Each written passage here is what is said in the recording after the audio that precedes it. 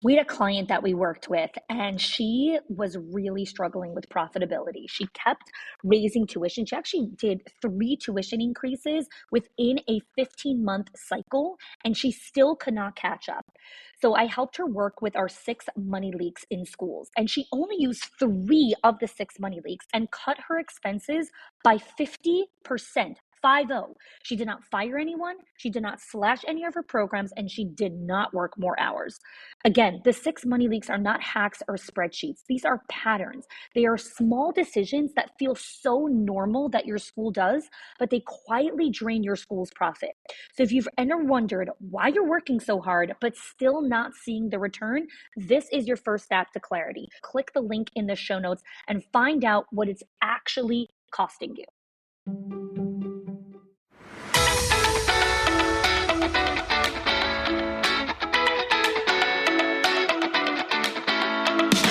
Welcome to the Schools of Excellence podcast, where we transform everyday leadership struggles into powerful legacies that impact generations.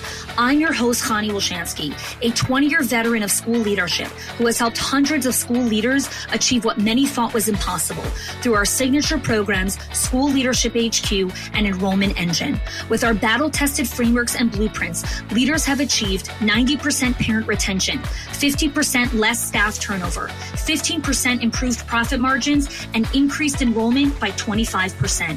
My mission is simple: to revolutionize school leadership by elevating the skills, the habits, and mindset of passionate leaders ready to create lasting change.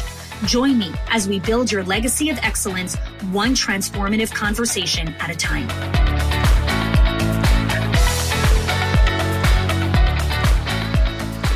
Hello there, and welcome back to the Schools of Excellence podcast. We are continuing our series on the 5 gears, and today we are diving into the staff retention gear. So over the last couple weeks, I kicked off the 5 gears to build and sustain a school of excellence, which is your leadership operating system. And in the first episode, I really explained high level what the 5 gears are, why I created this system, and why the focus creates freedom and relief and peace for you as a leader. So we did the enrollment gear so far and the financial health gear. Today, we're diving into the staff retention gear. And the surprising truth about staff retention in schools is that it's really not just about having great benefits or competitive pay or about I can hold on to my teachers or I've had the same staff for 10 years. Staff retention is about the retention ecosystem, right? Where every level of your organization plays a really important, vital role in keeping staff. So I was working with a director, we'll call her Michelle, and she was really frustrated because she had just lost her 3rd teacher in 4 months. And she really had the best pay in the area. She had good benefits, and she couldn't understand why people kept leaving. And so we dug into the data into what I call the retention intelligence framework. And the retention intelligence framework is a podcast episode that I did where I went super high level on this. You can click the link in the show notes and check it out. I also teach this in much greater depth inside of our School Leadership HQ program. And we discovered something fascinating. Her teachers were actually not leaving because they wanted more money. They were leaving because they felt really stuck, unsupported, and disconnected from the school's mission, which is why today's episode is so crucial. Because some of you are listening and you're like, I don't have a retention problem. Staff retention is not just about my staff are staying. That's not an indicator that you have a healthy culture just because your staff are there. We really have to understand how schools are transforming their retention rates by really understanding the ecosystem approach to retention. So if you remember in the first episode, when I started to explain the 5 gears, I explained that every single gear has 4 levels of work: strategic level work, implementation level work, support level work, and classroom level work. And every single person on the team is responsible for every single gear. No one gear is any person's single responsibility. So in the same way that enrollment is not just the enrollment specialist's responsibility, in the same way, staff retention is not just the director's responsibility. And financials is not just the owner's responsibility.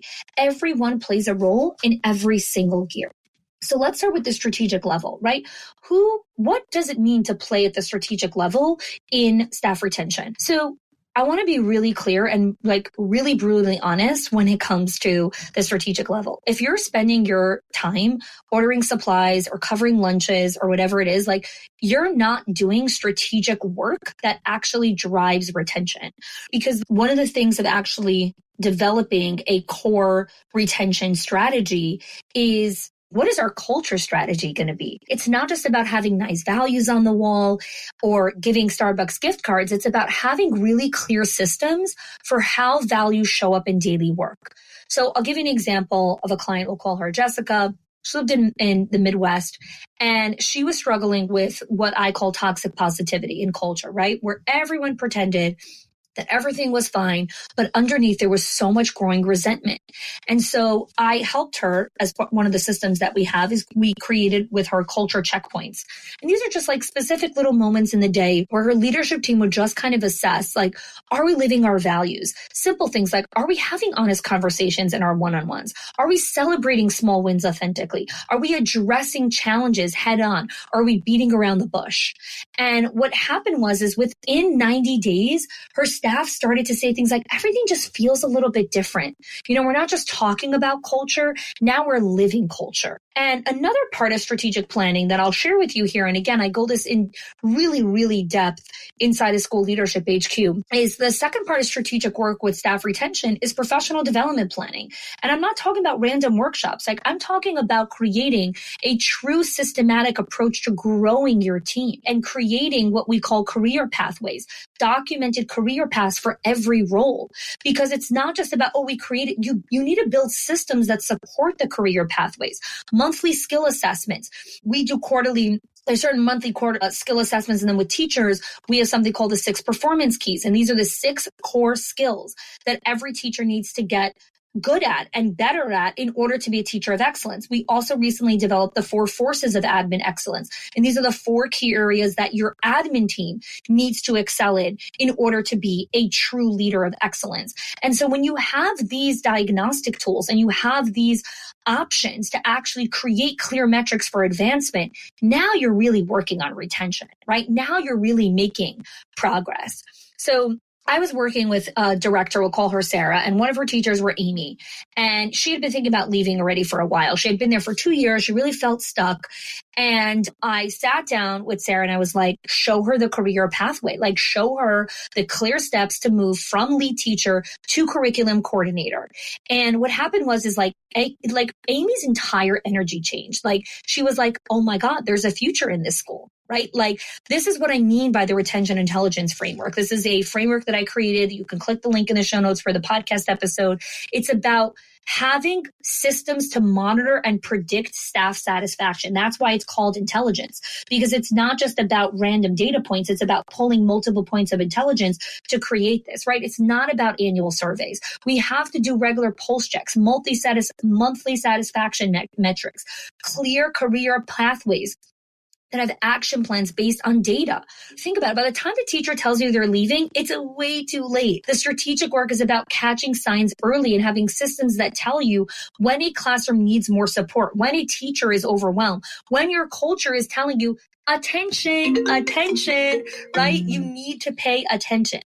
Now, here's where so many schools get stuck, right? It's like this very basic amateur level of thinking where they do a couple of these ideas, but nothing is built with systems, right? They have professional development, but it's not personalized. They track satisfaction, but they don't have clear follow-up protocols. And when you're really creating an excellent system, it requires all the pieces to work together. Real documented career pathways, personalized growth plan, regular skill building opportunities. That is how you build a culture of excellence. That is how you build phenomenal retention. And so I hope you're taking a moment to pause for a second and think like, whoa, 1 second. Like, I thought I have amazing retention because nobody leaves, but we're not doing all of these things. Like, how many more opportunities are there inside of the center, right? And inside of your staff as well. And it could be certain people should be actually moved out. 100% retention does not mean you're a good school. It actually means that you're a leader who's terrified to challenge the status quo. Like, people should be self-selecting out at certain points in the journey because you're developing and you're growing. And there are certain people that are not going to want to go. And there's nothing wrong with that person. Not every single person wants a life of consistent growth. Some people are so happy to stay where they are in their career and they grow in other areas of their life, right? They're choosing to grow in their health, in their wellness, in their mental health, in their marriage, in their children, in their relationship with their parents. Like there's so many buckets of life to grow and pursue and become better at. And not every person wants to do it in their career. That's fine. But that doesn't mean that you have to keep that person in your business, right? And not every business is a business that is looking at career pathways and growth opportunities and all of these things. And again, nothing wrong with that.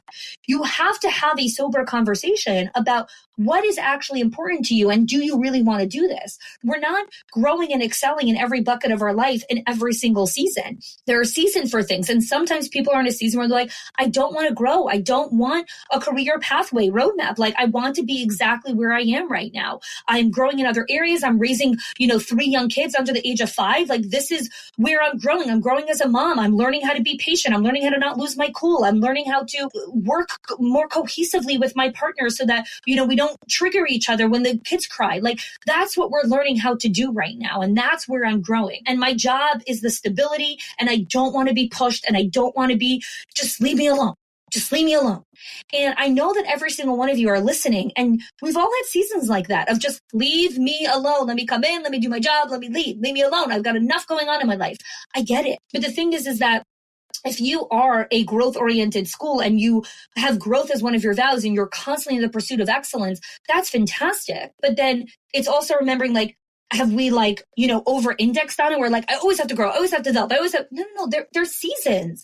Sometimes you're growing the business. Sometimes you're maintaining the business. And again, that's a whole separate conversation because I want to focus on retention here. So that's the strategic level. Let's talk about where the rubber meets the road at the implementation level, right? This is your directors turning all your strategic plans into daily action, right? Into daily action. So we had a director that I was working with. Her name is Rachel. We'll call her Rachel. And she was getting frustrated because she had all these great ideas, right? One-on-ones, classroom observations, team meeting, whatever it is. But she just kept saying, I can't do it. Something else urgent came up. A fire came up. This thing came up. I'm going to get to it. I'm going to get to it. I'm going to get to it. I'm going to get to it. And I know this sounds familiar because here's the thing about one-on-ones and classroom observations and gratitude and all of these things. You can't just say, I need to do one-on-ones. You have to ask, what is the system for consistent one-on-ones? Where am I putting it in protected profit blocks? What is my follow-up system? Is it important enough for me to actually put this in my calendar? So I want to talk about going back to Michelle, right, who I'd started the podcast with. So she was in charge of staff retention, not in charge. She was in charge of the implementation level of staff retention. And every Monday, she blocked 3 hours for one-on-ones. And every conversation had a specific beginning, middle, and end. And we have an entire framework for how to run one-on-ones inside of School Leadership HQ. We have something called the Growth Dashboard, where she's able to document specific notes that come up in the conversation. So it doesn't just disappear into the abyss. It actually becomes an action item, right? So when a teacher says something like, I actually need help with curriculum planning, it's not like, oh my God, I'm going to stop everything that I'm doing right now and help you with curriculum planning. No, the only reason why someone stops whatever they're doing or changes their entire plans to do that is because they have no idea how to actually create systematic follow through. Someone told you something, great. You hear it. You process it, you put it into your calendar for the next time you're going to review it and actually create the time for how am I going to help this teacher with curriculum planning? Stop putting Band-Aids all the time. Take the time to actually put it in. But we don't do it because you don't have a calendar system, right? This is what we teach inside of School Leadership HQ. It's called the 5-gear calendar system. It's knowing how to put these things into practice, okay? So one of the things that happened in the implementation level as well, specifically with Michelle, is meeting frameworks, right? Where she was finding that most of her communication with staff was like announcements, but it wasn't really moving her team forward, right? It was just like bringing everyone together. Let me tell you all the stuff that are going on. Let me vomit on you and all these things so that I know that I told you guys already. And that's not how meetings work, right? We need to understand the different kinds of meetings. There's an entire meeting blueprint inside of Leadership HQ. And it's understanding like, okay, when I'm meeting with them, this is the agenda. When I'm doing curriculum, this is the agenda. When I'm doing one-on-ones, this is the agenda. When I'm doing a performance review, this is the agenda. There's different kinds of meeting. You can't do a giant mashup burger and be like, great, I did everything. And now, oh my God, 2 weeks later, she didn't implement anything. You vomited all over her that she's still cleaning the vomit from 3 weeks ago. Like, that is not how we do staff retention. That is not how we do conversations. But the reason why we don't is because we're running, we're rushing, we're in urgency, because we don't understand that these are the 2 gears we're working on now, not the other 3. Those 3 are in maintenance mode. Now we're trying to improve the staff retention gear, which means I have to give it the time that it needs. And I need the systems to build it. And again, you don't need to reinvent the wheel. This is why people invest in School Leadership HQ, to be part of the program so that they can have access to the systems, to the checklists, to the processes, so they can implement them inside of their center. So what's the next level of work inside of the 5 gears? The support level. So I'm going to tell you about another client of ours. We'll call her Danielle. And her teachers were so frustrated. Morale was low. She couldn't figure out why. And so I worked through the retention intelligence framework with her. And we actually discovered something really interesting. It wasn't the big things that were causing problems. It's like the small daily friction points that her admin team were supposed to be managing, and they weren't. They were abdicating the responsibility. And those daily friction points were actually causing such frustration and resentment with the staff. And so I spoke with her admin team about understanding how to do scheduling, right? And how to do proactive management of daily friction. And we have something called the coverage champion plan. And this is where team members don't just react to callouts. They have systems to prevent coverage chaos, right? They maintain a substitute pool. They track patterns in time off requests, and they create buffer in schedule for unexpected changes. And so they have an entire coverage system. And we teach that inside of our program. You can download that blueprint and actually build that inside of your center so that you don't have daily friction points, or you have a lot less of them. So another thing outside of the admin level is resource readiness, right? Your admin team should be the ones that are ensuring teachers have what they need before they need it. And I'm not just talking about supplies. Resource readiness is knowing, like, this teacher is going to need these questions answered in order for them to be able to do X, Y, and Z. And when teachers are constantly needing to come in and be like, I don't know what to do here. I'm not sure what to do here. I'm not sure. That is a failing on the admin level part of not creating the right resource readiness for their team, right? Because waiting for the teachers to constantly ask for support or ask for what they need is not a good recipe for retention. Now, I'm not saying that teachers can never ask for what they need. Of course, teachers should ask, but there should be some basic guideline of resource readiness where it's like, okay, here are the things that you're going to actually need. Very similar to, like, if you're doing a construction job, right? And we're doing construction on our house, which is why I share a lot of construction examples. So they're demoing the girls' room because it was water damage. So they had to, demolish a whole bunch of things inside of the room. And we had to prep the room for demo, resource readiness, right? We had to empty out all the closets. We had to take off all the picture frames. We had to, all the stuff, right? So we are doing resource readiness. So when they come, they're ready to do demoing. Now, that doesn't mean that he still didn't have questions for me and there still wasn't other things that we had to take care of course. But can you imagine if he came to the demo job and all the closets still had clothes in them, and all the beds still had linen on them, and the walls were all covered with picture frames? It's like, you didn't even try to prepare for me, right? Like, you gave me no resources to work with. So, and this is what's happening in schools all the time. Like, leaders are not preparing and creating resource readiness for their teams, and it's causing a ton of resentment. So let's talk about the final level of work in retention, the classroom level. And I want to start, by sharing something that's, quite shocking sometimes for people, is that your strongest retention work actually happens peer-to-peer, teacher to teacher, right inside your classrooms. So I was working with a school. They had 2 pre-K classrooms right next to each other. One room had kept the same teaching team for 3 years, and the other could not keep teachers longer than 6 months, right? Same pay, same benefits, same leadership, completely different outcomes. And the difference is classroom culture and team dynamics, right? So here's what classroom level retention actually looks like. It's not just, oh, you guys have to collaborate more, whatever. No, we teach inside of retention intelligence framework, teaching partnerships. It's actually partnering people based on strengths and season of life. It's actually helping understand, like, this lead teacher might be amazing at circle time, while this teacher has a gift for transition songs. This person needs a lot of rigidity and structure, and this person is more flexible and adaptable. So let's put them together. That's what it means to understand teaching partnerships.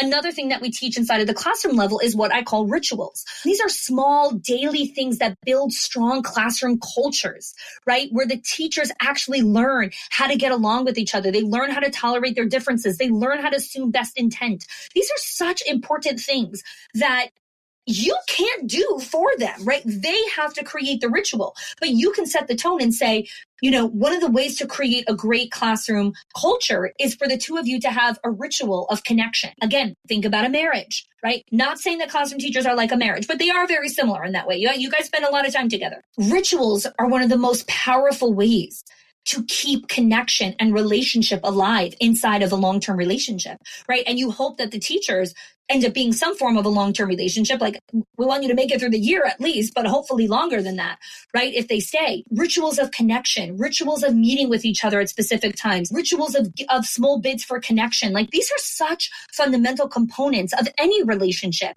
And we forget how critical this is to the lifeblood of our staff. And so whenever I talk about this concept, I always get like eye-popping eyes where people are like, the staff are responsible for the staff retention? And I'm like, yes, every single level of leadership is responsible for every single gear. So how do the teachers contribute to staff retention?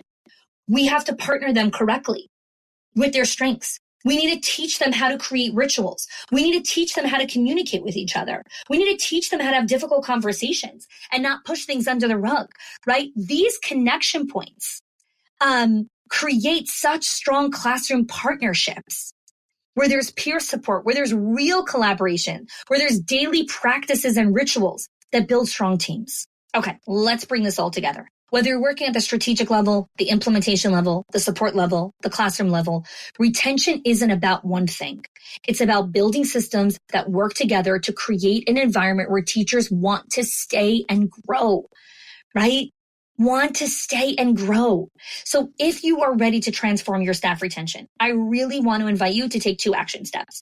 Firstly, I want you to download the 5 Gears diagnostic so you can actually see where you're scoring in staff retention. So you can go to schoolsofexcellence.com.